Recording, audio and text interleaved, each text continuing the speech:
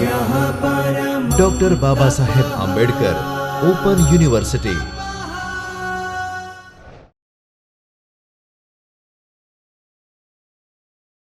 નમસ્કાર મિત્રો, doctor Baba Saheb Ambedkar open યુનિવર્સિટીના ચૈતન્ય સ્ટુડિયોમાં આપ સૌનું હાર્દિક સ્વાગત. મિત્રો, આજે આપણે જે વિષય ઉપર હું લેક્ચર આપીશ એ લેક્ચર સમજીએ એ પહેલાં મારા છેલ્લા લેક્ચરનું થોડુંક આપણે પુનરાવર્તન કરી લઈએ. મિત્રો, તમને કદાચ યાદ હશે કે આની પહેલાંના છેલ્લા લેક્ચરમાં મેં રાજ્યશાસ્ત્રના મૂળભૂત ખ્યાલો એ વિશે વ્યાખ્યાન લીધેલું, જેની અંદર આપણે સરકાર એટલે શું, રાજ્ય એટલે શું, રાજ્યશાસ્ત્ર એટલે શું અને સમાજ એટલે શું, આ સમગ્ર વિભાવનાઓની આપણે વિગતવાર માહિતી પ્રાપ્ત કરેલી. રાજ્યશાસ્ત્ર વિષયનું કાર્યક્ષેત્ર કેવા કેવા પ્રકારના મુદ્દાઓને આવરી લે છે એની પણ આપણે એમાં ચર્ચા કરી હતી. એ લેક્ચરના અંતે મેં કેટલાક તમને સ્વાધ્યાય પણ આપેલા. હું એવી અપેક્ષા રાખું કે એ સ્વાધ્યાયનો તમારી અનુકૂળતાએ તમે અભ્યાસ કર્યો હશે ઘરે અને જવાબ પ્રાપ્ત કરવાનો પ્રયત્ન કર્યો હશે. મિત્રો, આજે એ જ પેપર નંબર 1માં આપણે એ જ કન્ટેન્ટમાં થોડુંક આગળ વધીએ. આજના આ લેક્ચરમાં આપણે માહિતી પ્રાપ્ત કરશું રાજ્યશાસ્ત્ર અભ્યાસનું મહત્ત્વ. આ સમગ્ર અભ્યાસમાં આપણે એની પૂર્વ ભૂમિકામાં શું છે, આજના આ લેક્ચરના કેવા કેવા ઓબ્જેક્ટિવ્સ છે, કેવા કેવા હેતુઓને ધ્યાનમાં રાખીને આપણે આ વ્યાખ્યાનનું આયોજન કર્યું છે, રાજ્યશાસ્ત્ર અભ્યાસની અગત્ય કેવા પ્રકારની છે અને એની સારાંશરૂપ બાબતો તથા આ લેક્ચરના અંતમાં સ્વાધ્યાયરૂપ કેટલાક પ્રશ્નો હું તમને આપીશ. તો મિત્રો, શરૂઆત કરીએ. સૌથી પહેલાં તો આજના આ લેક્ચરનો અગત્યનો હેતુ છે કે તમે રાજ્યશાસ્ત્ર અભ્યાસનું મહત્ત્વ જાણી શકશો. આ વિષયના અભ્યાસથી કેવા કેવા પ્રકારની માહિતી આપણને મળે છે, કઈ કઈ બાબતોમાં આપણને ઉપયોગી થાય છે આ વિષય, એની જાણકારી આજે આપણે પ્રાપ્ત કરીશું. સૌથી પહેલાં તો રાજ્યની દરમિયાનગીરી વિશેની જાણકારી આપણને પ્રાપ્ત થાય છે. મિત્રો, આપણા જીવનમાં રાજ્ય એ પ્રત્યક્ષ અને પરોક્ષ રીતે વત્તા કે ઓછા પ્રમાણમાં, સીધી કે આડકતરી રીતે, ક્યાંક કોઈક રીતે એ સંકળાયેલું છે.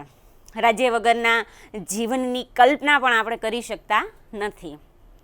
માણસનો જન્મ થાય, એ જન્મ થાય ત્યારથી લઈને એનું મૃત્યુ થાય ત્યાં સુધી રાજ્ય એની ગતિવિધિઓ આપણા જીવનમાં પથરાયેલી છે. મિત્રો, સમાજમાં જીવન જીવતા જીવતા જ્યારે વ્યવસ્થાના સંદર્ભમાં, કાયદાના સંદર્ભમાં, નિયમોના સંદર્ભમાં જ્યારે આપણને જરૂરિયાત ઊભી થાય છે ત્યારે રાજ્ય આ તમામ પ્રકારની વ્યવસ્થા આપણને પૂરી પાડે છે. રાજ્ય એક પ્રકારની દરમિયાનગીરી કરે છે. એ દરમિયાનગીરીનું પ્રમાણ કેટલું હોવું જોઈએ, કેવા પ્રકારનું છે, એ સરકારનો કેવો પ્રકાર છે એની ઉપર આધારિત છે. પરંતુ આ દરમિયાનગીરી છે એક વાસ્તવિકતા છે. બીજો પ્રશ્ન એ કે રાજ્યની આ દરમિયાનગીરીને વ્યક્તિએ પોતાના જીવનમાં કેટલા પ્રમાણમાં પ્રવેશવા દેવી એ પણ આપણે આના અભ્યાસ પરથી સમજી શકીએ છીએ, એનું મૂલ્યાંકન કરી શકીએ છીએ. એટલે કે માણસ મજૂર સંગઠન હોય, રાજકીય પક્ષો હોય કે પછી કોઈ શૈક્ષણિક સંસ્થા હોય, કોઈ બિનરાજકીય સંસ્થા હોય, ક્યાંક કોઈક રીતે આપણે રાજકીય પ્રવૃત્તિ સાથે સંકળાયેલા છીએ. મિત્રો, આ જ્યારે સમજીએ ત્યારે રાજકીય શબ્દ સમજવો જરૂરી છે. કારણ કે આપણા જીવનમાં, રોજિંદા જીવનમાં એક યા બીજી રીતે આપણે રાજકીય પ્રવૃત્તિઓ સાથે વત્તા ઓછા પ્રમાણમાં સંકળાયેલા હોઈએ છીએ. આ જે રાજકીય પ્રવૃત્તિઓ છે કેવા કેવા પ્રકારની છે? કોઈ બાળક હોય તો એ બાળક જ્યારે શાળામાં જાય તો એ શાળામાં જાય છે એ પણ એક પ્રકારની, તમે એમ કહો કે એ તો શૈક્ષણિક પ્રવૃત્તિઓ છે, પરંતુ એ શિક્ષણ સંસ્થાને ઓફિશિયલ માન્યતા આપવાનું એ પણ એક રાજ્યની અંતર્ગત જ આવે. એવી જ રીતે કોઈ વ્યક્તિ, કોઈ એક સંગઠન છે, કોઈ NGO છે, તો NGO એ પણ મૂળભૂત તો એક રાજ્યની અંતર્ગત આવશે. તો વ્યક્તિ ઈચ્છે કે ન ઈચ્છે, પરંતુ રાજકારણ સાથે કે રાજકીય પ્રવૃત્તિઓ સાથે આપણે રોજિંદા વ્યવહારમાં સંકળાતા હોઈએ છીએ. તો આ રાજ્યશાસ્ત્રના અભ્યાસનું એક મહત્ત્વ પ્રસ્થાપિત કરે છે, આની એક સમજ કેળવીને. નાગરિકોમાં રાજકીય જાગૃતિ આવે છે. હવે રાજકીય જાગૃતિ કઈ રીતે? આપ સૌને ખ્યાલ હશે કે છેલ્લે તો કોઈ પણ વ્યવસ્થામાં વ્યક્તિનો સર્વાંગી વિકાસ એ અગત્યની બાબત ગણાય. જ્યારે સર્વાંગી વિકાસની વાત આવે છે ત્યારે એમાં સામાજિક, આર્થિક, ધાર્મિક, રાજકીય, આધ્યાત્મિક, વૈચારિક આ તમામ પ્રકારનો વિકાસ, સમગ્રલક્ષી વિકાસ. અને આવા વિકાસ કરવા માટે જ્યારે વ્યક્તિ પોતે જાગૃત હોય તો એનામાં સોનામાં સુગંધ ભળે છે. વ્યક્તિની પોતાની સજાગતા, એની પોતાની સમજ, પોતાની સક્રિયતા એ સૌથી અગત્યની બાબત ગણાય. હવે જ્યારે જેમ જેમ બાળક મોટું થતું જાય છે એમ એક પરિપક્વ વ્યક્તિ જ્યારે બને છે ત્યારે એ પરિપક્વ નાગરિક એક સારા સમાજનું નિર્માણ તરફ એ પ્રયાણ કરે છે. જ્યારે નાગરિકમાં જાગૃતિનો સંચાર થાય છે, પરંતુ આ જાગૃતિ કઈ રીતે આવે છે? જ્યારે જાગૃતિની વાત કરીએ છીએ ત્યારે શું જાગૃતિ એટલે કે રાજકીય જાગૃતિના સંદર્ભમાં, કે પછી કારકિર્દીલક્ષી એ જાગૃત બને છે એ સંદર્ભમાં, કે પછી એક સામાજિક રીતે એ જાગૃત બને છે એ સંદર્ભમાં? તમામ સંદર્ભમાં જો આપણે જોઈએ તો માણસમાં, નાગરિકમાં એક ઉત્તમ નાગરિક બનવા માટે જે લાક્ષણિકતાઓ જોઈએ એ પ્રાપ્ત કરે છે, રાજ્યશાસ્ત્રના અભ્યાસથી પ્રાપ્ત કરે છે. મિત્રો, આપણે કોઈ પણ દેશમાં વસવાટ કરતા હોઈએ, કોઈ પણ સરકારનો પ્રકાર તે દેશમાં અસ્તિત્વમાં હોય કે અમલમાં હોય, પરંતુ છેલ્લે તો વ્યક્તિની, નાગરિકની સ્વયંભૂ જાગૃતિ એ સૌથી અગત્યની બાબત ગણાય. વ્યક્તિ શિક્ષણના માધ્યમથી પોતાના વિચારોની ક્ષિતિજોને વધારે ને વધારે વિસ્તાર કરવાનો પ્રયત્ન કરે છે.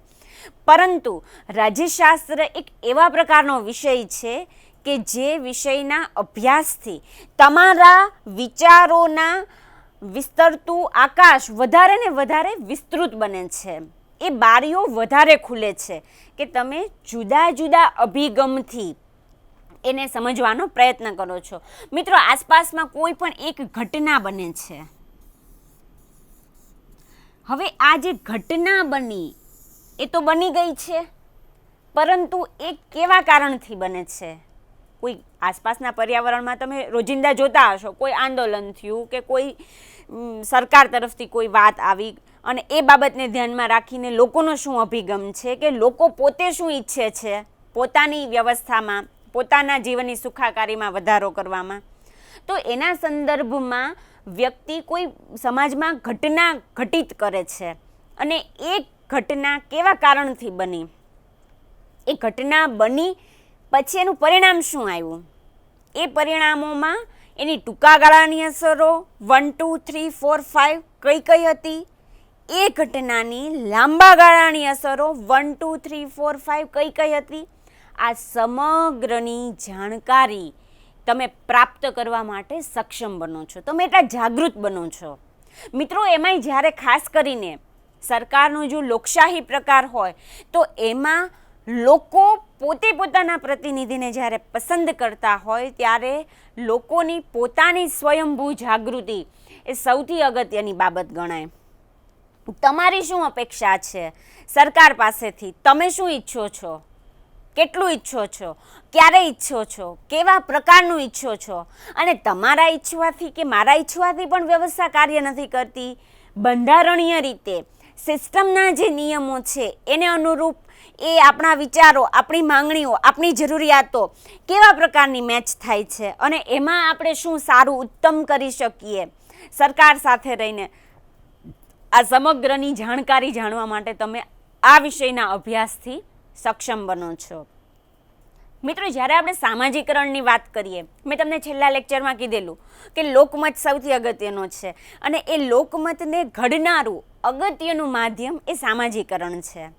અને આ સામાજિકરણમાં ઘણી બધી સંસ્થાઓ અગત્યની ભૂમિકાઓ ભજવે છે, જેમાં રાજ્યનો પણ, શૈક્ષણિક સંસ્થાનો પણ, કુટુંબનો પણ સમાવેશ થાય છે.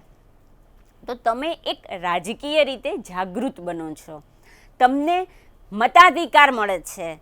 લોકશાહી જો સરકારનો પ્રકાર હોય તો એ મતનું મહત્ત્વ શું છે એની તમને જાણકારી પ્રાપ્ત થાય છે. તો નાગરિકની જાણકારી, નાગરિકની સક્રિયતા એ એક સારા શાસનની નિશાની છે. જો શાસન સારું થવું જોઈએ એવી આપણે અપેક્ષા રાખતા હોઈએ એક નાગરિક તરીકે, તો એની પૂર્વ શરત મિત્રો એ છે કે આપણે કેટલા જાગૃત છીએ.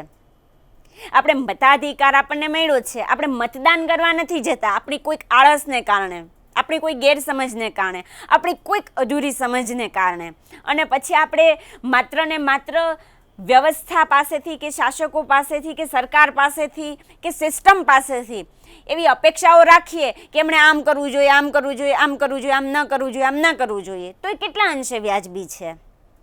તમારે શું કરવું જોઈએ, મારે શું કરવું જોઈએ એક સમાજના, રાજ્યના એક જાગૃત નાગરિક તરીકે? તો એ આપણને રાજ્યશાસ્ત્રનો અભ્યાસ આપણને એ શીખવાડે છે. ત્યારબાદ જોઈએ તો સરકારોનો તુલનાત્મક અભ્યાસ. મિત્રો, સરકાર એટલે શું? છેલ્લા લેક્ચરમાં મેં સરકારની વાત કરેલી, છતાં આજે આપણે થોડું પુનરાવર્તન કરીને એની સમજ મેળવીએ. આધુનિક સમયમાં સરકારના મુખ્યત્વે બે પ્રકારો છે. એક છે લોકશાહી અને બીજો છે સરમુખત્યારશાહી. આજે વિશ્વમાં મોટાભાગના દેશોએ લોકશાહી સરકારનો પ્રકાર સ્વીકારવાનું વધુ પસંદ કર્યું છે. હવે આ સરકારોનો તુલનાત્મક અભ્યાસ. મિત્રો, સરકાર શું એ સમજીએ સાથે સાથે આ શબ્દ પણ સમજવો જરૂરી છે. તુલનાત્મક અભ્યાસ. તુલનાત્મક બાબત કઈ બાબત? આપણે આપણા રોજિંદા જીવનમાં ક્યાંક કોઈક રીતે તુલના કરતા હોઈએ છીએ.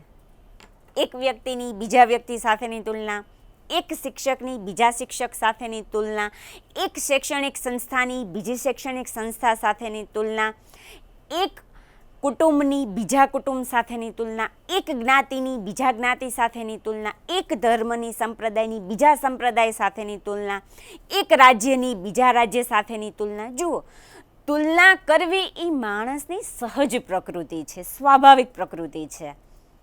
તો આ તુલનાનો જ્યારે ભાવ આવે છે ત્યારે આપણે જ્યારે વિષયના સંદર્ભમાં વાત કરીએ ત્યારે સરકારનો તુલનાત્મક અભ્યાસ એ રાજ્યશાસ્ત્રનો અભ્યાસ આપણને શીખવે છે. હવે આપણને એમ થાય કે એવી તુલના શા માટે કરવી જોઈએ? એક તુલનાનું મહત્ત્વ કેટલું, એ મહત્ત્વ ત્યારે જ પ્રસ્થાપિત થઈ શકે જ્યારે એ તુલના કરવાનો હેતુ શું છે એ જો ચોક્કસ હોય, જો નિશ્ચિત હોય તો. એટલે કે વર્તમાન સમયમાં જે સરકારોના વિવિધ પ્રકારો છે એ પ્રકારોમાં કેવા પ્રકારની સરકાર હોવી જોઈએ? કારણ કે દરેક દેશનું એક ચોક્કસ વાતાવરણ છે, એક ચોક્કસ પોતાનો એક ભૂગોળ છે. દરેક દેશનું વસ્તી, વિસ્તાર, સરકારનો પ્રકાર, ત્યાંનું શૈક્ષણિક, આર્થિક, રોજગારલક્ષી વાતાવરણ અલગ અલગ છે. અને આવા વાતાવરણમાં કેવા પ્રકારની ત્યાં સરકાર છે, એ સરકાર ત્યાં સુપેરે વ્યવસ્થિત રીતે લોકોની અપેક્ષા પૂરી કરીને શું બરાબર કાર્યરત છે? જો નથી એ સફળ, તો શા માટે નથી સફળ? એની પાછળના કારણો કેવા છે? જો એ સફળ છે તો કેવા કારણથી સફળ છે? તો એના 1, 2, 3, 4 આ કારણો કેવા પ્રકારના છે? આ સમગ્રની માહિતી આ રાજ્યશાસ્ત્ર વિષયના અભ્યાસથી આપણે પ્રાપ્ત કરી શકીએ છીએ. એ સંદર્ભમાં કે જ્યારે કોઈ પણ સરકારનો પ્રકાર અસ્તિત્વમાં હોય તો છેલ્લે તો પ્રકાર ગમે તે હોય, લક્ષ્ય તો એક જ હોવું જોઈએ: લોકોની સુખાકારી, લોકોની જીવનની ગુણવત્તામાં વધારે ને વધારે એમાં વધારો કરવો. મિત્રો, આધુનિક સમયમાં જ્યારે આપણે વાત કરીએ છીએ ત્યારે જૂનો સંદર્ભ પણ આપણે યાદ કરવો પડે. રાજ્યશાસ્ત્રના પિતા એ એરિસ્ટોટલ ગણાય અને આ એરિસ્ટોટલે વિશ્વના કુલ 158 દેશોના બંધારણોનો અભ્યાસ કરેલો. એણે કમ્પેરિઝન કરેલી કે આ દેશનું બંધારણ આ પ્રકારનું છે, એમાં આવા પ્રકારની સિસ્ટમ છે, એવા આવા પ્રકારની વ્યવસ્થાઓ છે, આમાં આવા પ્રકારના નિયમો છે, આ દેશનું બંધારણ આ બાબતમાં આ રીતે અલગ પડે છે. તો આવા મિત્રો તમે કલ્પના તો કરો, 158 દેશના બંધારણોનો અભ્યાસ એરિસ્ટોટલે કરેલો. તુલનાત્મક અભ્યાસ, જુઓ, એ તુલના સારા હેતુથી કરેલી છે કે જેના આધારે એક આપણે તારણ કાઢી શકીએ કે છેલ્લે કેવા પ્રકારના માહોલ વચ્ચે કેવા પ્રકારની વ્યવસ્થા હોય અને કેવા પ્રકારની સરકાર હોય તો કેવા પ્રકારની એને સફળતા મળવાની સંભાવના રહે છે અને કેવા પ્રકારની નિષ્ફળતાનો એને સામનો કરવો પડે છે, અથવા તો કેવા કેવા સંઘર્ષોનો એને સામનો કરવો પડે છે. પછી તે સરકાર હોય કે રાજ્યમાં વસવાટ કરતા વ્યક્તિ હોય, છેલ્લે તો સરકાર કોની માટે? મારી અને તમારી માટે, આમ જનતા માટે, લોકો માટે. તો જ્યારે એની પ્રત્યક્ષ કે પરોક્ષ અસર આપણા જીવન ઉપર એટલે કે માનવ જીવન ઉપર જ્યારે થવાની હોય ત્યારે આવા તુલનાત્મક અભ્યાસ, સરકારનો તુલનાત્મક અભ્યાસ એ કરવો જરૂરી છે કે જે રાજ્યશાસ્ત્ર વિષયના અભ્યાસથી આપણે કરી શકીએ છીએ. કારણ કે એ દરેકે દરેક સરકારની લાક્ષણિકતાઓ કઈ છે,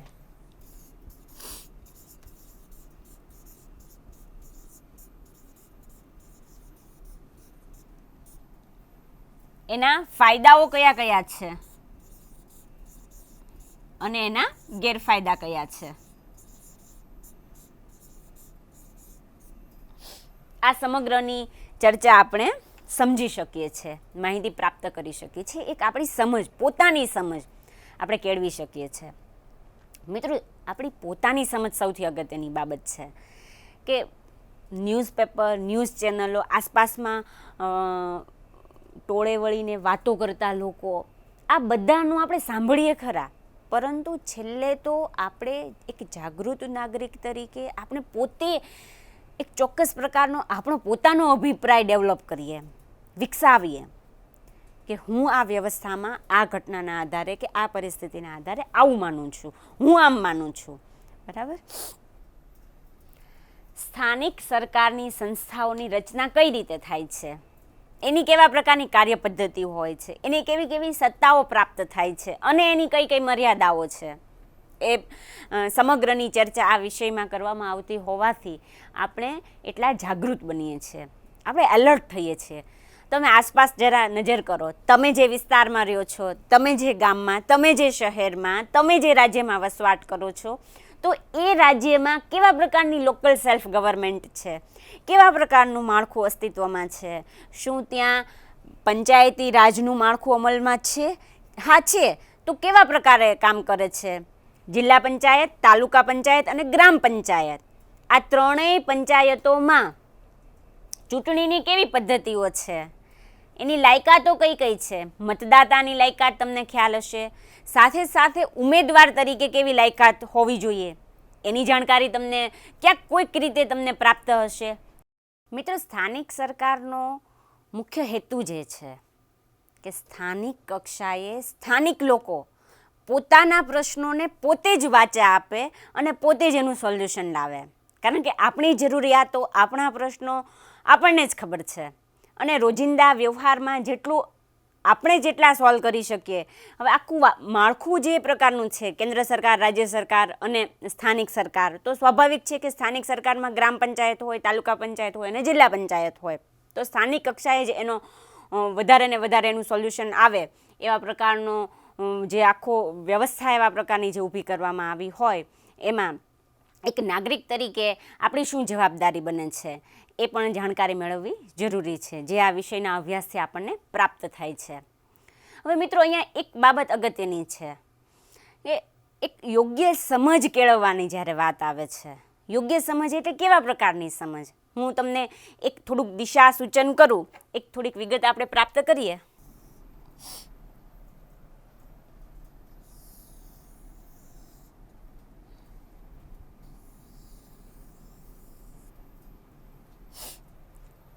મિત્રો, ચિત્રકામ મારું થોડુંક નબળું છે, પણ આ ગોળાકાર વર્તુળ છે,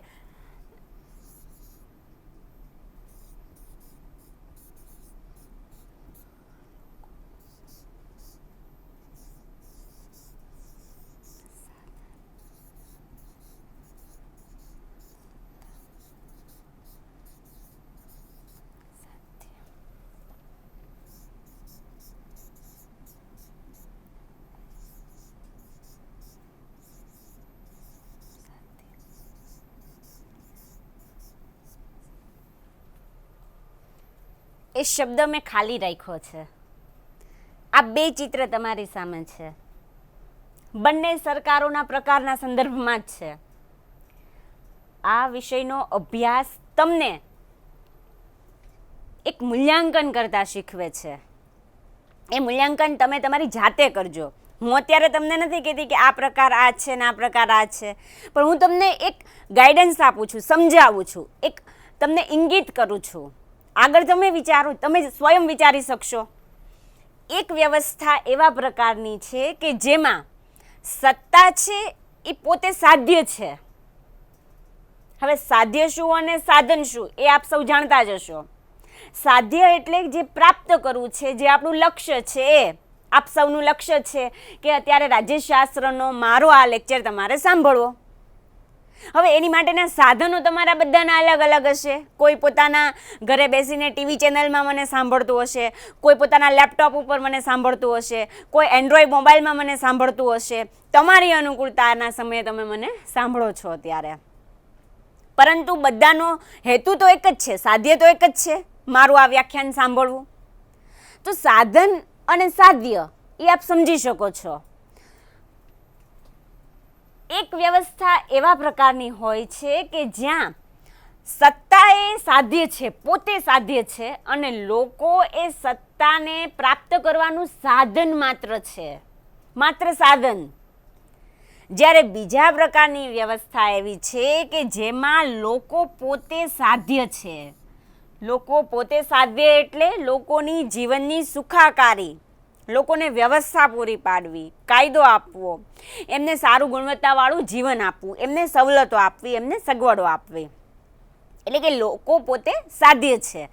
અને જે વ્યવસ્થામાં લોકો સાધ્ય હોય ત્યાં સત્તા શું હોય? વિચારો મિત્ર તમે. એક ચિત્ર તમારી સામે છે.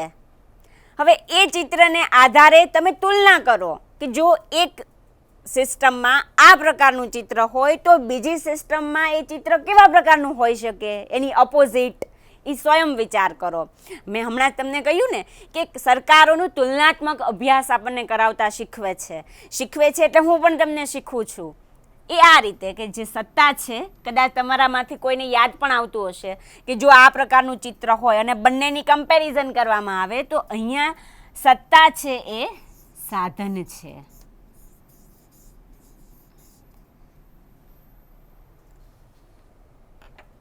શેનું સાધન? લોકોની સેવા કરવા માટેનું સાધન. તો આ બંને ચિત્રો મેં અહીંયા જે દર્શાવ્યા તે એકદમ વિરોધા પ્રકારના ચિત્રો છે. કેવી વ્યવસ્થા આદર્શ ગણાય, કેવી વ્યવસ્થા વધારે સારી છે તમારી માટે, મારી માટે, એ વ્યક્તિ પોતે સ્વયં વિચાર કરે, કારણ કે દરેક દેશની પરિસ્થિતિઓ અલગ અલગ હોય છે. પરંતુ છેલ્લે તો એટલું હું કહી શકું કે તમે પોતે એક જાગૃત નાગરિક તરીકે આ સમજ પ્રાપ્ત કરો છો, એવી સમજ તમે કેળવો છો આ વિષયના અભ્યાસથી. આંતરરાષ્ટ્રીય કાયદો એટલે શું? રાષ્ટ્રસંઘ એટલે શું? સંયુક્ત રાષ્ટ્રસંઘ એટલે શું? આ તમામની સમજ આપણે પ્રાપ્ત કરી શકીએ છીએ. મિત્ર, આ વિષય એક એવો છે કે જે આપણને સ્થાનિક કક્ષાએથી લઈને સમગ્ર રાજ્ય સરકાર, કેન્દ્ર સરકાર, સ્થાનિકથી લઈને ઉપર સુધી આખું જ માળખું કઈ રીતે વિસ્તરેલું છે એની માહિતી તો આપણે પ્રાપ્ત કરીએ જ છીએ. સાથે સાથે કાયદા અંગેની માહિતી પણ આપણે પ્રાપ્ત કરીએ છીએ. મિત્રો, જ્યારે કાયદાની વાત આવે છે ત્યારે રાષ્ટ્રીય કાયદો અને આંતરરાષ્ટ્રીય કાયદો અને કાયદાઓના જે જુદા જુદા પ્રકારો છે આ સમગ્રની આપણે વિગત પ્રાપ્ત કરીએ છીએ.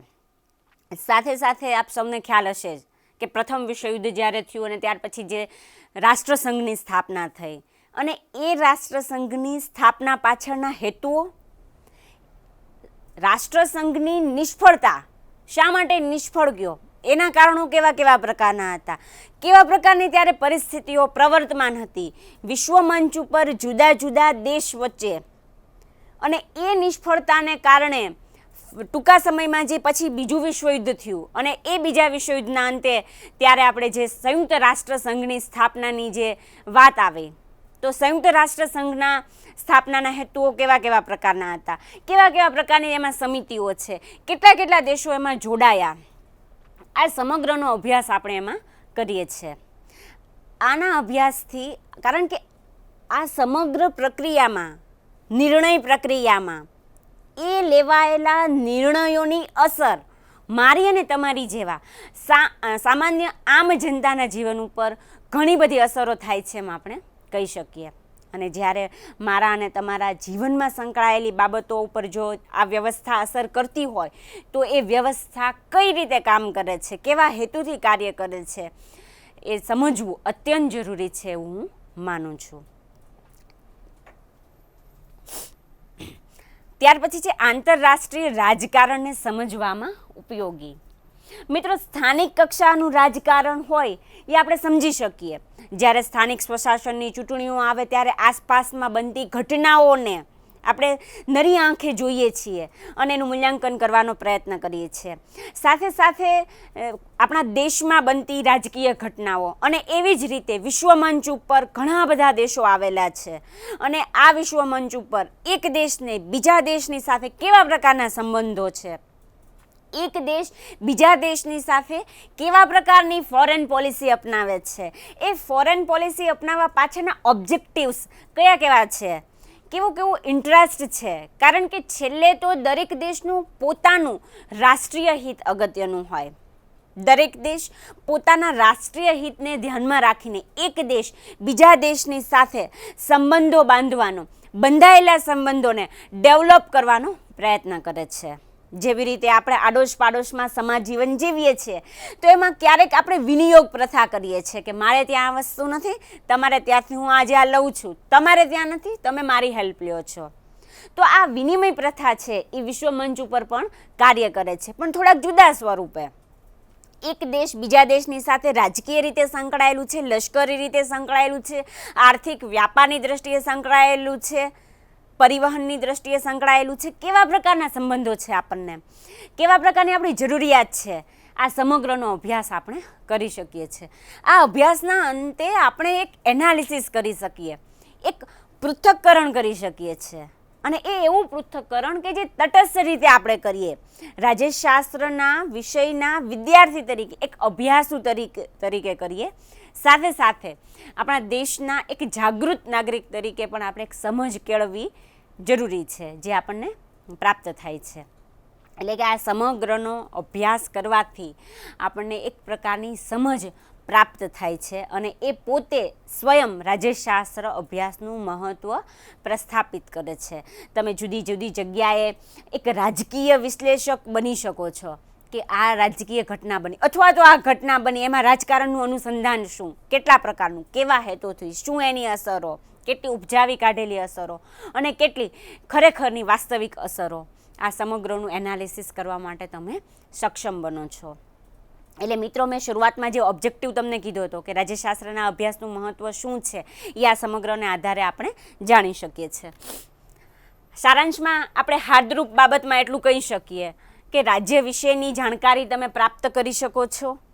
તમને નાગરિકને પોતાના હક્કો અંગે, પોતાની ફરજો અંગેની જાગૃતિ પ્રાપ્ત થાય છે. તમને ખ્યાલ આવે છે કે આપણા હક્કો કેવા કેવા પ્રકારના છે, આપણી ફરજો કઈ કઈ છે. સરકારોનો તુલનાત્મક અભ્યાસ અને એની યોગ્ય સમજ તમે પ્રાપ્ત કરી શકો છો. સાથે સાથે સ્થાનિક સરકારની રચના, એની કાર્યપદ્ધતિઓ, એના સત્તા ક્ષેત્રો કેવા કેવા પ્રકારના છે એની વિગત પ્રાપ્ત થાય છે. આંતરરાષ્ટ્રીય સ્તરે જ્યારે આપણે વાત કરીએ છીએ ત્યારે રાષ્ટ્રસંઘ એટલે શું, સંયુક્ત રાષ્ટ્રસંઘ એટલે શું, આંતરરાષ્ટ્રીય કાયદો એટલે શું, સમગ્ર આંતરરાષ્ટ્રીય રાજકારણની બાબતો આપણે જાણી શકીએ છીએ આ વિષયના અભ્યાસથી. તો આ સારાંશરૂપ બાબતોના અંતે હવે આજના આ વ્યાખ્યાનમાં તમે કેટલું સમજ્યા, તમે કેટલી સમજ કેળવી શક્યા, એ થોડુંક આપણે ચકાસી લઈએ. તમને આજે અનુકૂળતા હોય તો આજે, અથવા ત્યાર પછી તમારી અનુકૂળતાએ તમે નીચે આપેલા, મેં અહીંયા આપેલા સ્વાધ્યાયને ધ્યાનમાં રાખીને તમે તમારું સ્વયં મૂલ્યાંકન કરી શકો છો કે રાજ્યશાસ્ત્રના અભ્યાસનું મહત્ત્વ શું છે, એની અગત્ય શું છે, એ વિગતવાર તમે એની ચર્ચા ઘરે બેસીને લખી શકો છો. અહીં મેં મિત્રો કેટલાક ઓબ્જેક્ટિવ્સ પણ આપેલા છે જે ખરા ખોટાના સંદર્ભમાં છે, જે તમે જોઈ શકો છો અને તમારી અનુકૂળતાએ તમે એનો સ્વયં અભ્યાસ કરી શકો છો. આજનું આ વિષય ઉપરનું વ્યાખ્યાન તો મિત્રો પૂરો થયું, પણ હવે નેક્સ્ટ આપણે કેવા ટોપિક ઉપર હું તમને સમજાવીશ, આપણે ચર્ચા કરશું. તો એ ટોપિક આ છે રાજ્યશાસ્ત્રના અભ્યાસના અભિગમો. ઘણા બધા અભિગમો છે, તે પૈકી 2 અભિગમો, ઐતિહાસિક અભિગમ અને મૂલ્યલક્ષી અભિગમ. મિત્રો, આ 2 અભિગમની સમજ આપણે આવતા લેક્ચરમાં પ્રાપ્ત કરીશું.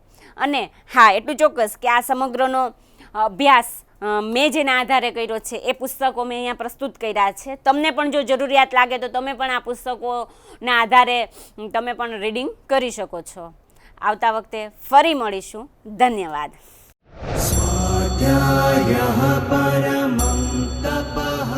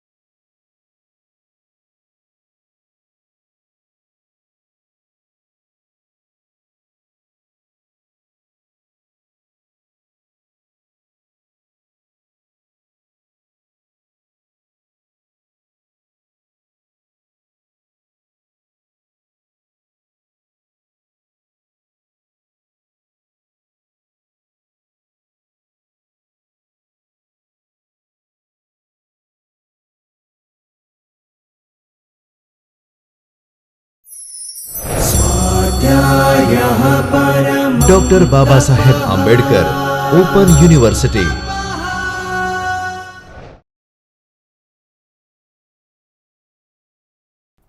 નમસ્કાર મિત્રો, ડૉક્ટર બાબા સાહેબ આંબેડકર ઓપન યુનિવર્સિટીના ચૈતન્ય સ્ટુડિયોમાં આપ સૌનું હાર્દિક સ્વાગત. હું ડૉક્ટર દીપ્તિબા ગોહિલ, આસિસ્ટન્ટ પ્રોફેસર, રાજ્યશાસ્ત્ર વિભાગ, school of humanities and social sciences. મિત્રો, ડૉક્ટર બાબા સાહેબ આંબેડકર ઓપન યુનિવર્સિટીમાં રાજ્યશાસ્ત્ર વિષય ઓફર કરવામાં આવે છે. આ વિષય અંતર્ગત જે વિદ્યાર્થીઓ મુખ્ય અથવા તો સબસિડરી તરીકે આ વિષય પસંદ કર્યો છે અને એમાં પણ FYBAમાં કુલ 2 પેપર ભણાવવામાં આવે છે. પેપર નંબર 1 છે રાજ્યશાસ્ત્રનો પરિચય. આ પેપરમાં સૌથી પહેલું પ્રકરણ હું આજે આપને ભણાવીશ. જો શક્ય હોય તો આપને એવી અનુકૂળતા હોય તો સાથે સાથે નોટ અને પેનથી મારી અગત્યની બાબતો આપ નોંધ એની કરી શકશો. આખા જ લેક્ચર દરમિયાન આપણે કેટલી બાબતોનો કુલ અભ્યાસ કરીશું, તો એના કેટલાક મુદ્દાઓ છે કે એની પૂર્વ ભૂમિકામાં શું છે, આ આખા જ લેક્ચર ભણવા પાછળના હેતુઓ કયા કયા છે, રાજ્યશાસ્ત્રના મૂળભૂત ખ્યાલો કેવા પ્રકારના છે, અને છેલ્લે આખા જ લેક્ચરનો સારાંશ, અને એ સારાંશના અંતે તમને હું કેટલાક સ્વાધ્યાય આપીશ જેનો પ્રત્યુત્તર આપ આપી શકશો કે આપે કેટલી સમજ કેળવી છે એના સંદર્ભમાં. ભવિષ્યમાં આપણે કેવા ટોપિક ઉપર લેક્ચર હું લઈશ એનો પણ નિર્દેશ અહીં કરવામાં આવશે. આજના આ લેક્ચરમાં સૌથી પહેલાં તો રાજ્યશાસ્ત્ર એટલે શું એની સમજ તમે પ્રાપ્ત કરી શકશો. રાજ્ય એટલે શું, સરકાર એટલે શું, અને આ બંને વચ્ચે શું તફાવત છે, સમાજ એટલે શું, એની વિગત આજે આપણે મેળવી શકશું. રાજ્યશાસ્ત્ર વિષયનું કાર્યક્ષેત્ર કેવા પ્રકારનું છે એ જાણવા માટે આપ સૌ શક્તિમાન બનશો. સૌથી પહેલાં તો રાજ્યશાસ્ત્ર શું એની આપણે વિભાવના થોડીક સમજીએ. રાજ્યશાસ્ત્ર સરકાર સાથે સંબંધ ધરાવે છે. મિત્રો, સરકાર શબ્દ અહીં બહુ અગત્યનો છે, પણ સરકાર સમજીએ એ પહેલાં રાજ્ય શું એ સમજવું જરૂરી છે. વ્યક્તિ ગમે તે હોય, પરંતુ રાજ્ય વગરનું જીવન જીવવું એની માટે શક્ય એટલું બધું અનિવાર્ય છે. રાજ્ય એની માટે મતલબ અશક્ય છે. રાજ્ય વગરના જીવનની કલ્પના શક્ય જ નથી. ભારત છોડીને તમને એમ થાય કે મારે વ્યાવસાયિક રીતે કે ભણવાના હેતુથી અમેરિકા જવું છે, તો અમેરિકા એ પણ એક રાજ્ય જ. તમે ભારત છોડીને જાપાન જાઓ, ઇટાલી જાઓ, ફ્રાન્સ જાઓ, ચીન જાઓ, ચાહે દુનિયાના કોઈ પણ છેડામાં જાઓ, પરંતુ રાજ્ય વગર તમારું જીવન શક્ય નથી. તો આવા રાજ્યની સાથે સાથે સરકારનો પદ્ધતિસરનો અભ્યાસ કરતું શાસ્ત્ર એટલે રાજ્યશાસ્ત્ર. એટલે આ રાજ્યશાસ્ત્ર સરકાર ઉપર ભાર આપે છે, સરકારના પ્રકારો, સરકારની પદ્ધતિઓ, સરકાર આખી જ વ્યવસ્થામાં કઈ રીતે કાર્ય કરે છે એનો વૈજ્ઞાનિક રીતે પદ્ધતિસર જે અભ્યાસ કરાવે એવા શાસ્ત્રને રાજ્યશાસ્ત્ર તરીકે ઓળખાવી શકાય. જોહન સેલી નામના નિષ્ણાંતે ખૂબ સરસ મજાની વ્યાખ્યા આપી છે રાજ્યશાસ્ત્રની, કે જેવી રીતે અર્થશાસ્ત્ર છે એ સંપત્તિનો અભ્યાસ કરે છે, જીવ વિજ્ઞાન છે એ જીવનો અભ્યાસ કરે છે, બીજગણિત સંખ્યાનો અભ્યાસ કરે છે, અને ભૂમિતિ એ આકૃતિનો અભ્યાસ કરે છે, એવી જ રીતે રાજ્યશાસ્ત્ર એ સરકારનો અભ્યાસ કરે છે. એટલે કે મિત્રો, 2 બાબતો અગત્યની છે. રાજ્યશાસ્ત્ર એ સરકારનો, બંધારણનો, સમગ્ર આખી વ્યવસ્થાનો પદ્ધતિસરનો વૈજ્ઞાનિક રીતે જે અભ્યાસ કરાવે એવા પ્રકારના શાસ્ત્રને આપણે રાજ્યશાસ્ત્ર તરીકે ઓળખાવી શકીએ. એટલે કે રાજ્યની પ્રવૃત્તિઓ અને પ્રશ્નો સાથે સંબંધ ધરાવતું શાસ્ત્ર એટલે રાજ્યશાસ્ત્ર. રાજ્યમાં કેવા કેવા પ્રકારની પ્રવૃત્તિઓ થાય છે? ઘણી બધી પ્રવૃત્તિઓ થાય છે. રાજકીય પ્રવૃત્તિઓ, આર્થિક પ્રવૃત્તિઓ, સામાજિક પ્રવૃત્તિઓ, વ્યાવસાયિક પ્રવૃત્તિઓ, શૈક્ષણિક પ્રવૃત્તિઓ, આસપાસના પર્યાવરણમાં બનતી તમામ પ્રકારની પ્રવૃત્તિઓ સાથે સંબંધ ધરાવતું શાસ્ત્ર એટલે રાજ્યશાસ્ત્ર. રાજ્યશાસ્ત્રની સમજ આપણે મેળવી લીધી. મિત્રો, રાજ્યશાસ્ત્રના પિતા એટલે એરિસ્ટોટલ.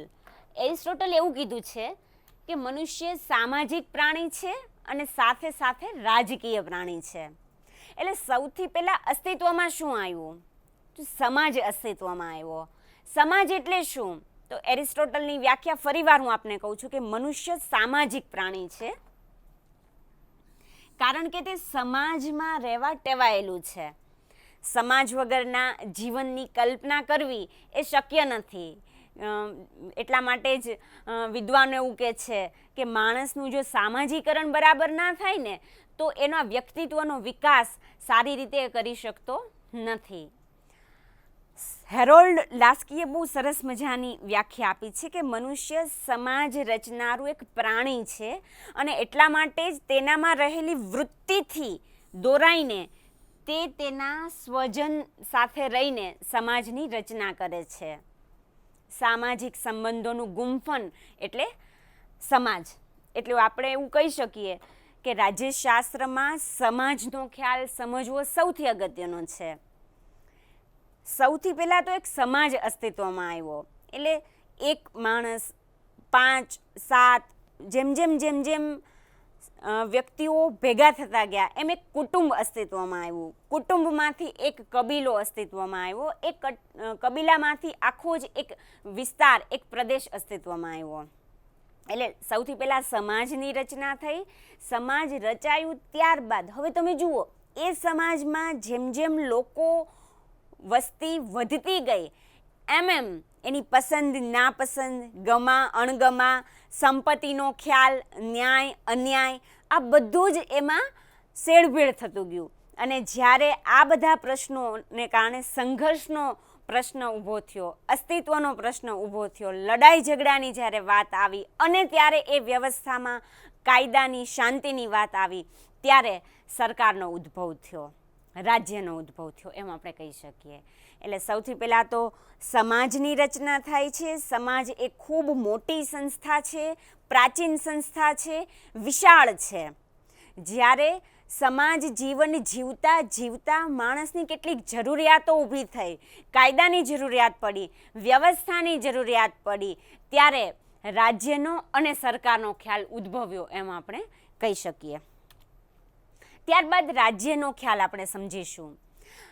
મિત્રો, એરિસ્ટોટલ રાજ્યશાસ્ત્રના જે પિતા છે એમણે રાજ્યની ખૂબ સરસ વ્યાખ્યા આપી કે રાજ્ય એ કુટુંબ અને ગામડાનો બનેલો સંઘ છે.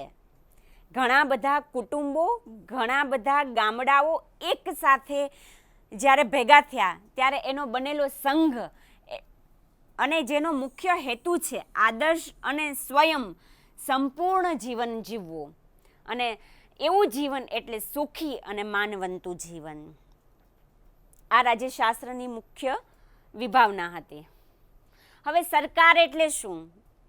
સૌથી પહેલાં સમાજ ઉદ્ભવ્યો. સમાજમાંથી એક રાજ્ય તરફ આપણે ગયા. હવે રાજ્ય છે એ અમૂર્ત છે. હવા છે એ જુઓ મિત્રો અમૂર્ત છે, આપણે જોઈ નથી શકતા. એનો અહેસાસ આપણે કરી શકીએ કે અત્યારે હવા ખૂબ તેજ છે, બિલકુલ હવા નથી લાગતી. તો હવાનો ખ્યાલ, એની આપણે અનુભૂતિ જેમ કરી શકીએ છીએ એમ રાજ્ય છે એ અમૂર્ત છે, આપણને દેખાતું નથી. પરંતુ રાજ્યનું અગત્યનું અંગ એ સરકાર છે. એટલે કે સરકાર એ મૂર્ત છે જેને આપણે નજર સામે જોઈ શકીએ છીએ. મિત્રો, વર્તમાન સમયમાં સરકારના મુખ્ય 2 પ્રકારો સૌથી અગત્યના છે. એક તો છે લોકશાહી અને બીજું છે સરમુખત્યારશાહી. આધુનિક સમયમાં મોટા ભાગના વિશ્વમાં દેશોએ લોકશાહી પ્રકાર અપનાવવાનું હવે વધારે પસંદ કર્યું છે. ભારતમાં પણ લોકશાહી સરકારનો સ્વીકાર કરવામાં આવેલો છે. તો આ સરકાર એ શા માટે સરકારનું અસ્તિત્વ જરૂરી છે? ક્યારે એનો ઉદ્ભવ થયો? અલગ અલગ દેશમાં અલગ અલગ સમયગાળામાં એનો ઉદ્ભવ થયેલો જોવા મળે છે, પરંતુ એનો હેતુ તો એક જ છે કે સમાજ જીવનમાં જે લોકો જીવન જીવે છે એ લોકોનું જીવન વધારે ગુણવત્તાવાળું બને, સારું બને. એમને શિક્ષણ મળી રહે, તબીબી, ઇતર બધી વ્યવસ્થાઓ, ગુણવત્તાવાળું જીવન જીવવા માટે જેટલી પણ પ્રાથમિક જરૂરિયાતો છે એ તમામ એને મળી રહે એ માટે સરકાર એ વ્યવસ્થા પૂરી પાડવાનું કાર્ય કરે છે. સરકારની જ્યારે વાત આવે છે ત્યારે એના મુખ્ય 3 અંગો એ ખાસ સમજવા જરૂરી છે કે ધારાસભા, નંબર 1, નંબર 2 કારોબારી અને નંબર 3 ન્યાયતંત્ર. આ 3 અંગો, જેવી રીતે આપણે માણસ છીએ તો માણસનું આખું એક આપણું જે ફિઝિકલ સ્ટ્રક્ચર છે તો એમાં જુદા જુદા અંગો છે કે માણસ હોય તો આપણે આંખો બંધ કરીને પણ એની લક્ષણોની આપણે સમજૂતી મેળવી શકીએ કે 2 હાથ હોય, 2 આંખ હોય, 2 કાન હોય, મોઢું હોય, જીભ હોય, દાંત હોય. તો આ એક માણસના લક્ષણ થયા. હવે સ્વાભાવિક છે કે જેવી રીતે માણસના લક્ષણ છે એવી જ રીતે રાજ્યના પણ લક્ષણો છે, એવી જ રીતે સરકારના પણ લક્ષણો છે. તો રાજ્યના લક્ષણો કેવા કેવા પ્રકારના છે? તો મુખ્ય 4 લક્ષણો એના સૌથી અગત્યના છે. આ 4 લક્ષણો જો ન હોય તો રાજ્યની કલ્પના કરવી શક્ય નથી. એમાં સૌથી નંબર 1 સરકાર, નંબર 2 વિસ્તાર, નંબર 3 વસ્તી અને નંબર 4 સાર્વભૌમત્વ. આ 4 લક્ષણો વગર રાજ્યની કલ્પના કરવી શક્ય નથી. હવે રાજ્ય જ્યારે અસ્તિત્વમાં આવે છે ત્યારે સમાજ જીવનમાં અંધાધૂંધી ન ફેલાય, અવ્યવસ્થા ન ફેલાય એટલા માટે સરકારની રચના કરવી જરૂરી છે. હવે આ સરકારની રચના અલગ અલગ દેશમાં અલગ અલગ પદ્ધતિથી થાય. મેં આ પૂર્વે પણ આપને કહ્યું એમ ભારતમાં લોકશાહી સરકાર છે, એવી જ રીતે અન્ય દેશમાં કદાચ સરમુખત્યારશાહીનો પ્રકાર પસંદ કરવામાં આવ્યો હોય એવું બની શકે. હવે રાજ્યશાસ્ત્રનું કાર્યક્ષેત્ર કેવા કેવા પ્રકારનું છે એની આપણે એક સમજ મેળવી લઈએ. તો રાજ્યના મૂળ તત્વો એટલે કે મૂળભૂત એની લાક્ષણિકતાઓ. મેં પહેલાં જ આપને કહ્યું કે માનો કે વિસ્તાર, વસ્તી, સરકાર અને સાર્વભૌમત્વ.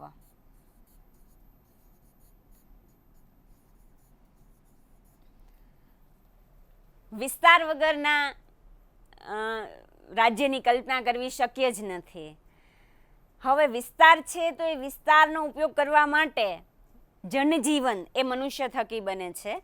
એટલે કે વસ્તી, ભલે એનું પ્રમાણ કદાચ વત્તા ઓછા પ્રમાણમાં દરેક રાજ્યની વસ્તી હોય, પરંતુ વસ્તી વગરના રાજ્યની કલ્પના કરવી જરૂરી નથી.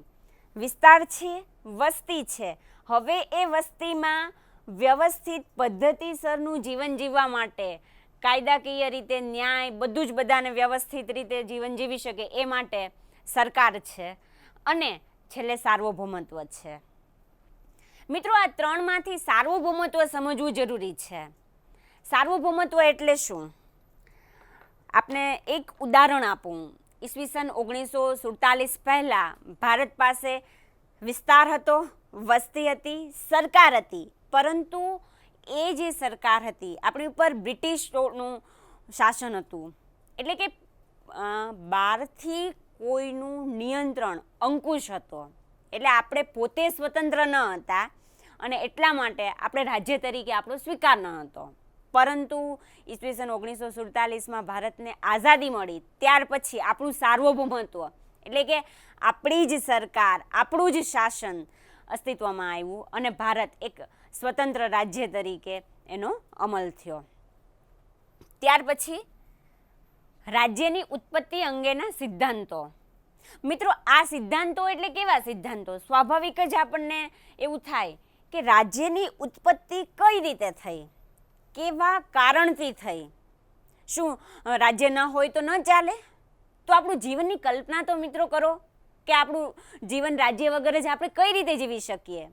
અને એટલા માટે થોમસ હોબ્સ નામના ચિંતકે કીધું છે કે માણસ તો પછી જંગલી જીવન જીવતો હોય, એકાંકી જીવન જીવતો હોય રાજ્ય વગરનું. એટલે કે રાજ્યમાં એના ઉદ્ભવના ખ્યાલના સંદર્ભમાં જ્યારે આપણે વિચારીએ ત્યારે ઘણા બધા ખ્યાલો છે. દાખલા તરીકે હું તમને એક ઉદાહરણ આપું. દૈવી ઉત્પત્તિનો સિદ્ધાંત. તો આ રાજ્યની ઉત્પત્તિ કઈ રીતે થઈ? તો કે ઈશ્વરીય રીતે થઈ. તો આ એનો એક સિદ્ધાંત છે જે તર્ક સાથે સમજાવે છે કે આવા સંજોગો હતા, આવા સંજોગોને કારણે રાજ્યનું સર્જન થયું. બીજો સિદ્ધાંત છે બળનો સિદ્ધાંત. તો આ બળનો સિદ્ધાંત છે એ એવું પોતાના અભિગમ દ્વારા એવું સમજાવે છે કે રાજ્યનું અસ્તિત્વ બળિયાના બે ભાગની સ્થિતિ હતી એના કારણે આવ્યું. હવે આ બળિયાના બે ભાગની સ્થિતિ એટલે શું?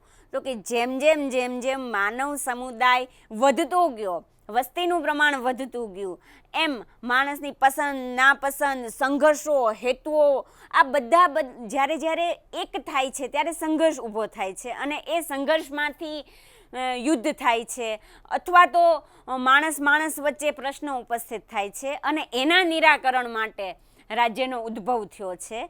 અને આ બળનો સિદ્ધાંત એમાં મત્સ્ય ન્યાય એ જોવા મળે છે. જેવી રીતે દરિયામાં મોટી માછલી હોય એ નાની માછલીને ગળી જાય છે, એનું ભક્ષણ કરે છે. તો નાની માછલીએ પોતાનું અસ્તિત્વ ટકાવી રાખવા માટે જ સંઘર્ષ કરવો પડે છે. એવી રીતે જ્યારે રાજ્યનું નિર્માણ થયું ત્યારે જે નિર્બળ લોકો હતા, જે દુર્બળ લોકો હતા, એમણે પોતાનું અસ્તિત્વ ટકાવવા માટે સંઘર્ષ કરવો પડે એમ હતો અને આ સંઘર્ષના પરિણામ સ્વરૂપે રાજ્યનો ઉદ્ભવ થયો એવું આ સિદ્ધાંત પ્રતિપાદિત કરે છે. એવી જ રીતે રાજ્યની ઉત્પત્તિનો ત્રીજો સિદ્ધાંત છે એ સિદ્ધાંત છે સામાજિક કરારનો સિદ્ધાંત.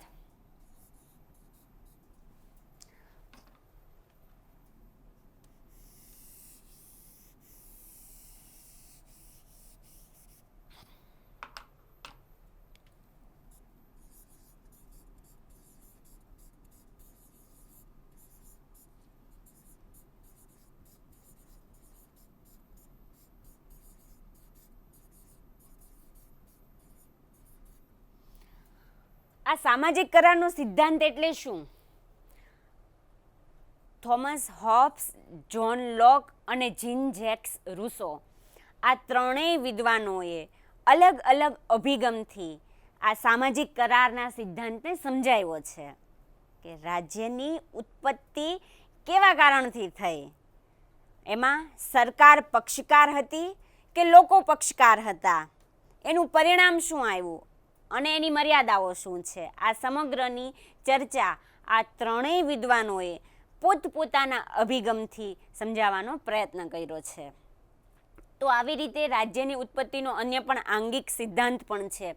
તો આવા જુદા જુદા જે 4-5 અગત્યના અભિગમો છે એ અભિગમોનો અભ્યાસ એ રાજ્યશાસ્ત્રનું કાર્યક્ષેત્ર છે એમ આપણે કહી શકીએ. ત્યારબાદ આવે સાર્વભૌમત્વનો ખ્યાલ. તો સાર્વભૌમત્વ એટલે શું, એનો અર્થ શું છે, એના કેવા કેવા પ્રકારો હોય છે, એનો વ્યાપ ક્યાં સુધી પથરાયેલો હોય છે, આ સમગ્રનો અભ્યાસ રાજ્યશાસ્ત્રના વિષય અંતર્ગત કરવામાં આવે છે એમ આપણે કહી શકીએ. કાયદાનો અભ્યાસ, નાગરિકનો અભ્યાસ, બંધારણનો અભ્યાસ. જો બંધારણ વગરનું રાજ્ય એવી કલ્પના લોકશાહીમાં તો કરવી શક્ય જ નથી. તો બંધારણ એટલે શું, એમાં કેવી કેવી બાબતોનો સમાવેશ કરવામાં આવે છે, સરકારના ત્રણેય અંગોના કાર્યો કેવા પ્રકારના હશે, ધારાસભા, કારોબારી અને ન્યાયતંત્ર. તો ધારાસભા છે એ કાયદા ઘડતરનું કાર્ય કરે છે, કારોબારી છે એ ઘડેલા કાયદાનો અમલ કરવાનું કાર્ય કરે છે, જ્યારે ન્યાયતંત્ર છે એ ન્યાય આપવાનું કાર્ય કરે છે. તો આ ત્રણેયની ભૂમિકા શું એ સમગ્રની લેખિત સ્વરૂપમાં રજૂઆત બંધારણમાં અથવા તો અલેખિત સ્વરૂપે જે સ્વીકારેલી બાબતો હોય એ બંધારણમાં જોવા મળે છે. તો આ બંધારણમાં લોકોના મૂળભૂત અધિકારો, લોકોની ફરજો, સરકારના મૂળભૂત ત્રણેય અંગોના કાર્યો, એ ત્રણેયની સત્તાઓ અને એની મર્યાદાઓની ચર્ચા એ રાજ્યશાસ્ત્ર વિષય અંતર્ગત કરવામાં આવે છે. સરકાર, તો સરકારના મુખ્યત્વે જે પ્રકારો છે લોકશાહી અને સરમુખત્યારશાહી એનો અભ્યાસ પણ એને અંતર્ગત કરવામાં આવે છે. ત્યારબાદ છે રાજકીય પક્ષો, હિત જૂથો, દાબ જૂથો અને લોકમત. મિત્રો, રાજકીય પક્ષો, જ્યાં લોકશાહી છે ત્યાં પક્ષ વગર તો શક્ય જ નથી. તો આ રાજકીય પક્ષો એટલે શું? રાજકીય પક્ષોનો ઉદ્ભવ અલગ અલગ દેશમાં અલગ અલગ રીતે અલગ અલગ પૂર્વ ભૂમિકામાં થયેલો હોય છે. તો જ્યાં લોકશાહી છે ત્યાં પક્ષો અનિવાર્ય છે. તો આ વિષયમાં રાજકીય પક્ષોનો અભ્યાસ પણ એક અગત્યનો અભ્યાસ બની રહે એમ આપણે કહી શકીએ. સાથે સાથે હિત જૂથો અને દાબ જૂથો, જેને આપણે ઇન્ટરેસ્ટ ગ્રુપ અને પ્રેશર ગ્રુપ તરીકે ઓળખીએ છીએ, કે જે સરકાર ઉપર, માનવ સમુદાય ઉપર અલગ અલગ હિતને ધ્યાનમાં રાખીને અલગ અલગ નિર્ણય પ્રક્રિયામાં ભૂમિકા પોતાની ભજવે છે અને એનો અભ્યાસ એ રાજ્યશાસ્ત્રના અંતર્ગત અગત્યનો અભ્યાસ બની રહે છે. મિત્રો, આમાં લોકમત, આ શબ્દ ખૂબ અગત્યનું છે કે લોકમત એટલે શું? પ્રજાનો મત. હવે જ્યારે લોકમતની વાત આપણે કરીએ છીએ તો કે જ્યાં જે વ્યવસ્થામાં લોકોને પૂછવામાં આવે કે તમારી પસંદગી શું છે, તમે શું ઈચ્છો છો, ત્યારે એવા પ્રકારનો લોકોમાંથી જે મત આવે એને આપણે લોકમત તરીકે ઓળખાવી શકીએ. હા, આ લોકમતને ઘડનારા જે અલગ અલગ પરિબળો હોય, પછી તે આપણું સામાજિકરણ હોય, પ્રેસ કે મીડિયા હોય, કે પછી આપણી સરકાર હોય, કે આપણું કુટુંબ જ લ્યો, સમાજ લ્યો, શિક્ષક લ્યો, આ બધા જ લોકમતને ઘડનારા પરિબળો છે. તો આ લોકમત કોઈ પણ રાજ્યને સમજવા માટે સૌથી અગત્યનો છે, જેનો અભ્યાસ રાજ્યશાસ્ત્ર અંતર્ગત કરવામાં આવે છે. આ ઉપરાંત સ્થાનિક સરકાર, જેને આપણે લોકલ સેલ્ફ ગવર્મેન્ટ તરીકે ઓળખીએ છીએ, તો આ સ્થાનિક સરકાર અલગ અલગ દેશમાં અલગ અલગ નામે ઓળખાય છે. તો એના મુખ્ય જે બે પાર્ટ છે, એક તો છે ગ્રામીણ સ્થાનિક સરકાર અને બીજી છે શહેરી સ્થાનિક સરકાર. તો આ બંનેનો અર્થ, આ બંનેના હેતુઓ, આ બંનેના પ્રકારો, આ બંનેનું મહત્ત્વ અને આ બંનેની મર્યાદાઓ, આ સમગ્રનો અભ્યાસ એ રાજ્યશાસ્ત્ર વિષય અંતર્ગત કરવામાં આવે છે. સ્થાનિક સરકાર જેવી રીતે કેન્દ્રમાં આપણે સમજીએ એક સ્ટ્રક્ચર આના સંદર્ભમાં, સ્થાનિક સરકારના સંદર્ભમાં,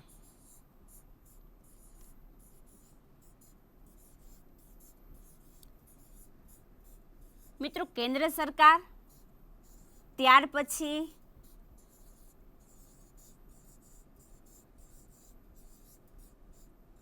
રાજ્ય સરકાર અને ત્યાર પછી આવે સ્થાનિક સરકાર.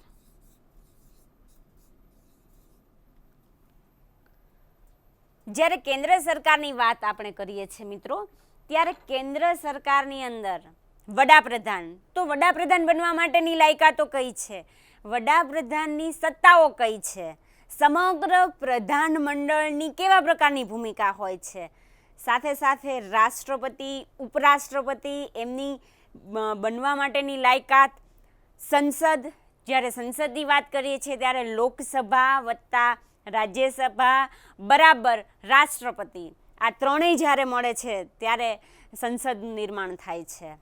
તો આ સંસદની રચના કઈ રીતે થાય, એની કામગીરી કેવા પ્રકારની હોય, એની કઈ કઈ સત્તાઓ હોય અને એની કઈ મર્યાદા હોય, આ સમગ્રનો અભ્યાસ રાજ્યશાસ્ત્ર વિષય અંતર્ગત કરવામાં આવે છે. તો આ એક કેન્દ્ર સ્તરનું માળખું થયું. એવી જ રીતે અલગ અલગ રાજ્યમાં અલગ અલગ રાજ્ય સરકારો હોય. આ રાજ્ય સરકારમાં રાજ્ય કક્ષાએ વિધાનસભા હોય છે, વિધાન પરિષદ હોય છે. તો એની રચના કઈ રીતે થાય, એ સભ્ય બનવા માટેની, વિધાનસભાના સભ્ય બનવા માટેની લાયકાત કઈ છે, વિધાનસભામાં એની કઈ કઈ સત્તાઓ છે, આ સમગ્રનો અભ્યાસ, આ સમગ્રની વાત રાજ્ય સરકાર અંતર્ગત આવે છે. અને ત્યારબાદ આવે છે સ્થાનિક સરકાર. જે સ્થાનિક સરકારમાં મુખ્યત્વે એના બે પ્રકારો છે અને એ બે પ્રકારની અગાઉ મેં તમને વાત કરી એમ ગ્રામીણ સ્થાનિક સરકાર અને શહેરી સ્થાનિક સરકાર, જેની ચર્ચા રાજ્યશાસ્ત્ર વિષય અંતર્ગત કરવામાં આવે છે. ત્યારબાદ છે રાજકીય વિચારધારાઓ, ચિંતકો અને એના ચિંતન. મિત્રો, રાજકીય વિચારધારા, જ્યારે રાજકીય શબ્દ એવો જ્યારે આપણે બોલીએ એટલે સ્વાભાવિક છે કે 15મી ઓગસ્ટ હોય અને આપણે ધ્વજવંદન માટે કાર્યક્રમમાં ઉપસ્થિત થઈએ તો એ બાબત રાજકીય છે, આપણો રાષ્ટ્રીય તહેવાર છે. આપણે મતદાન કરવા જઈએ છીએ તો એ રાજકીય બાબત છે. જ્યારે આપણે જીવન જીવીએ છીએ, મનુષ્યના જન્મથી લઈને મૃત્યુ સુધીની તમામ નાની નાની મોટી મોટી ઘટનાઓ એ એક યા બીજી રીતે રાજકીય પ્રવૃત્તિઓ સાથે સંકળાયેલી છે. અને એટલા માટે જ રાજ્યની અંતર્ગત જ્યારે અલગ અલગ પ્રકારની વિચારધારાઓ પ્રવર્તમાન હોય, વિચારધારાઓ જેને આપ આઈડિયોલોજી કહો છો, તો આ પોલિટિકલ આઈડિયોલોજી એટલે શું? અલગ અલગ દેશમાં અલગ અલગ આઈડિયોલોજીઓ હોય. સપોઝ દાખલા તરીકે હું એનું ઉદાહરણ તમને આપું તો લોકશાહી એક વિચારધારા છે. તો વ્યક્તિવાદ, સમાજવાદ, ઉદારમતવાદ, ઉદ્દામવાદ, પર્યાવરણવાદ, નારીવાદ, તો આ અલગ અલગ પ્રકારના જે ઇઝમ છે તો એ એક પ્રકારની આઈડિયોલોજી છે. તો એ ઇઝમ એટલે કયા સંદર્ભમાં? કે સૈદ્ધાંતિક બાબતોની સમજ આપતી, ચર્ચા આપતી વિચારધારા, એક પ્રવાહ છે ધારાઓનો. તમે જુઓ 19મી સદી અને 20મી સદી, આ બંને સદી એક વિચારધારાનો યુગ, એક વિચારધારાનું પૂર આવ્યું એમ કહી શકીએ આપણે, જેમાં એકદમ ઘોડાપૂરથી એનું ઘણી બધી વિચારધારાઓ આવી.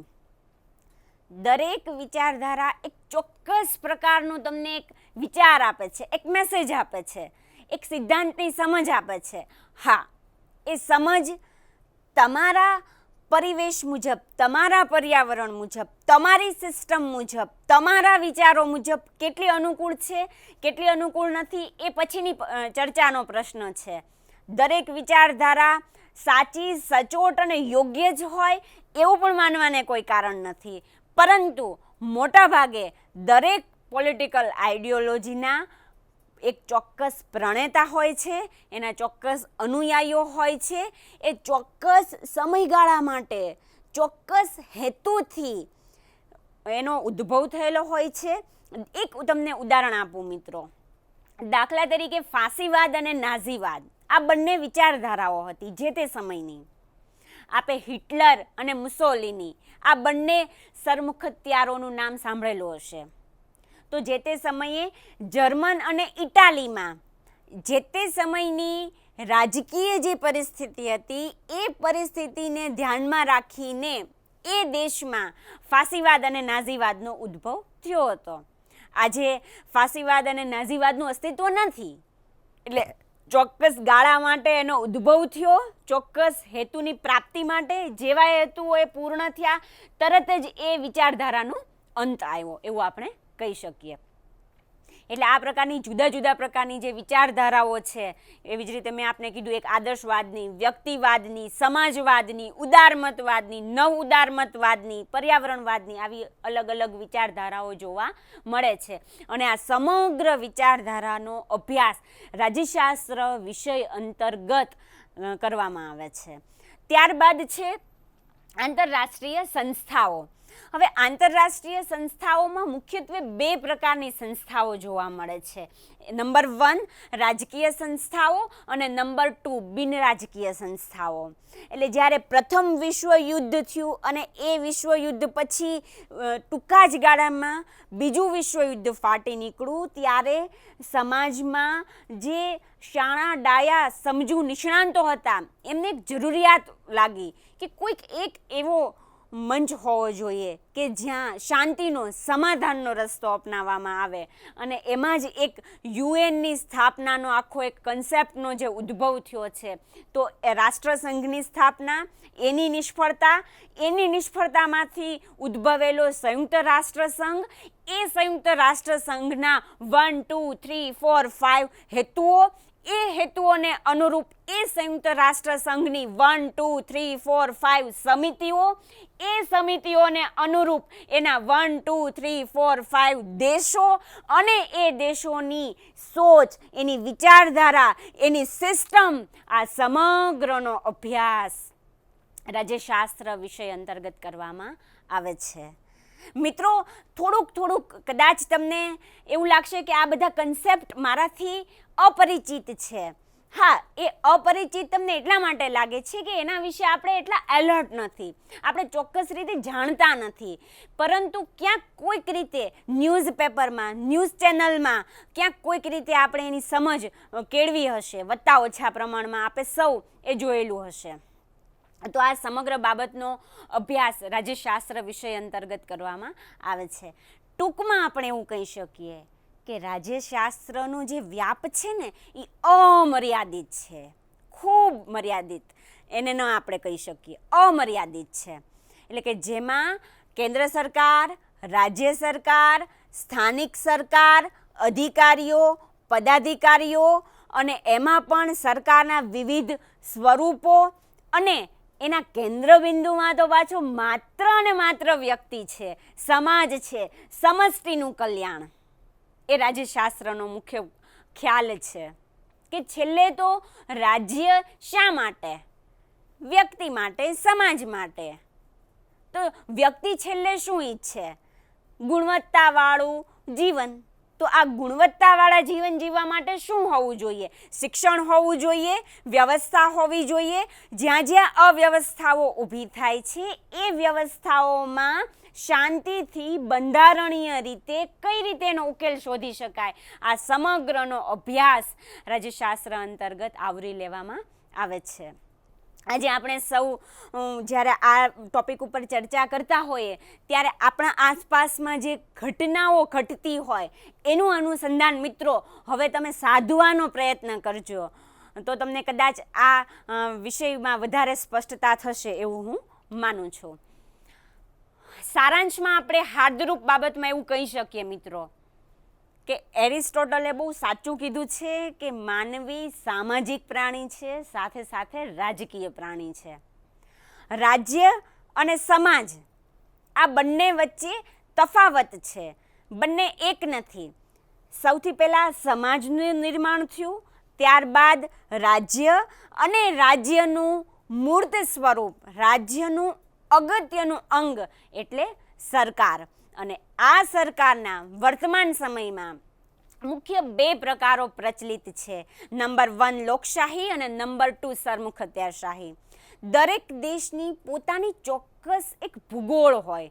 મિત્રો ભારતમાં જે કલ્ચર છે એ અમેરિકામાં નથી, અમેરિકાનું જે કલ્ચર છે એ પાકિસ્તાન કરતાં, જાપાન કરતાં, ઇટાલી કરતાં અલગ છે. તો દરેક દેશનું રાજકીય, સામાજિક, આર્થિક, આધ્યાત્મિક, વૈચારિક લેવલ અલગ અલગ છે. અને આ સમગ્રને ધ્યાનમાં રાખીને દરેક દેશ પોતાનું એક ચોક્કસ સરકારનો પ્રકાર પસંદ કરે છે. એટલે આ પ્રકારે આ ત્રણેય વચ્ચે તફાવત છે એવું આપણે કહી શકીએ. સરકાર એ મૂર્ત છે, આપણે જોઈ શકીએ છીએ કે હા આ લોકશાહી સરકાર છે. આ લોકશાહી સરકારના એના 3 અંગો ધારાસભા, કારોબારી અને ન્યાયતંત્ર છે. આ ત્રણેય અંગોમાં આટલા વ્યક્તિઓ કાર્યરત છે. એમની આ રીતે ભરતીથી કે ચૂંટણીથી નિયુક્તિ થાય છે, પસંદગી થાય છે. તો આ સમગ્ર બાબત મૂર્ત છે, જોઈ શકાય તેવી છે, જેનો અભ્યાસ રાજ્યશાસ્ત્ર વિષય અંતર્ગત કરવામાં આવે છે.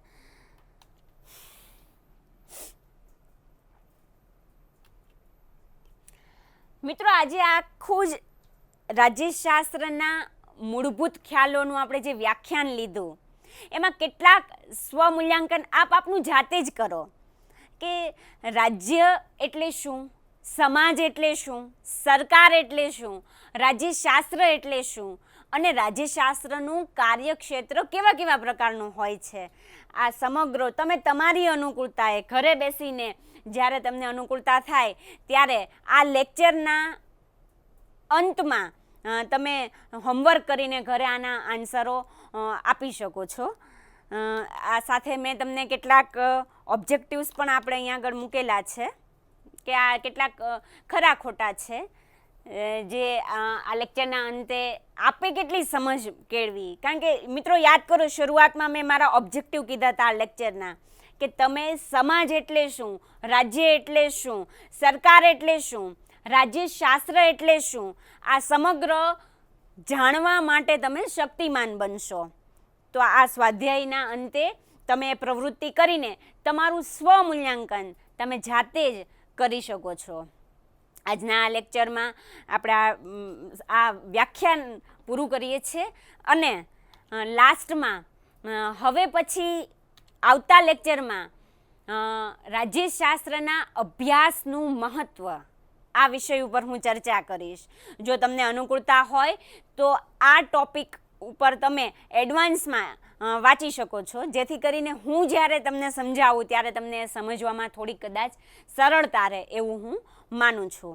આ ઉપરાંત આ વિષય સમજવા માટે, ભણવા માટે કેટલાક પુસ્તકોની યાદી પણ મેં આપેલી છે, જેનો અભ્યાસ તમે ઘરે બેસીને પણ કરી શકો છો.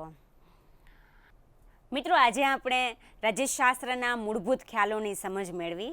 હવે પછીના લેક્ચરમાં આપણે રાજ્યશાસ્ત્ર અભ્યાસનું મહત્ત્વ સમજીશું. स्वाध्यायः